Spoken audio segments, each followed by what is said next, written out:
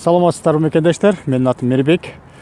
Мен өзүм юрист болуп эмгектенем Россияда. Бүгүн болсо силерге ошол видео аркылуу жоопторду жазып коеюн деген, же болбосо жооп узартып коеюн деген ниетим бар. Анткени акыркы күндөрү ошол Москвада жашап аткан биздин мекендештер көп суроо берип турат. Ал суроолордун эң негизгиси бул болсо Кыргыз Республикасынын айдоочулук күбөлүктөрүндө жарактуу мөөнөтү жазылбай, ошол жарактуу мөөнөтү жазылбаган айдоочулук күбөлүк менен кетип баратканда сотрудник полицейскийлер мени кармап алып 10 000, кээде 15 000 жана 10-15 000 рубль штраф салып, андан тышкары дагы машинаны, автомобилди штраф стоянкага салып койду. Ушул кылгандары мыйзам чегиндеби же мыйзамдуу эмеспи деген суроолор көп келет. Ошого жооп катары айтып кете турган эң негизгиси, эң тагатер айтаары бул жерде сотрудник полицейскийлердин кылган иштери, аракеттери бул мыйзам чегинде. Анткени 2011-жылы Венская конвенция о безопасности дорожного движения деген эл аралык документ бар.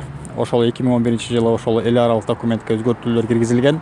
Ал документтин негизинде бардык мамлекеттер өзлөрүнүн улуттук айдоочулук күбөлүктөрүндө айдоочулук күбөлүктүн жарактуу мөөнөтүн жазабыз деген милдеттеме алышкан. Ошол милдеттеменин негизинде 5 жыл ичинде бардык өзлөрүнүн жарандарын айдоочулук күбөлүктөрүн ошол эл аралык келишимге татыктуу кылып, ошол айдоочулук күбөлүктөрдүн жарактуу мөөнөттөрүн көргөзүүгө милдеттенме алган.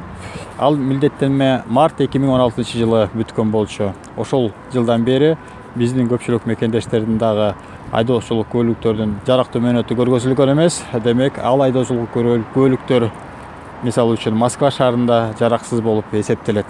Ошол себептен, урматтуу мекендештер, эгерде сиздердин айдоочулук күбөлүктөрдүн жарактуу мөөнөтү жок болсо жана силер ошол айдоочу болуп Москва шаарында эмгектенсеңер, ал айдоочулук күбөлүктөрүңүздөрдү барып Кыргызстанга барып алмаштырып келиңиздер. Көңүл бургандарыңыздарга чоң рахмат. Урматтуу мекендештер, эгерде ушул сыяктуу видеолор сиздерге кызыктуу болсо, комментарийлериңе суроолоруңар берсеңер болот. Ушул сыяктуу кыска видео аркылуу жооп бергенге аракет кылам.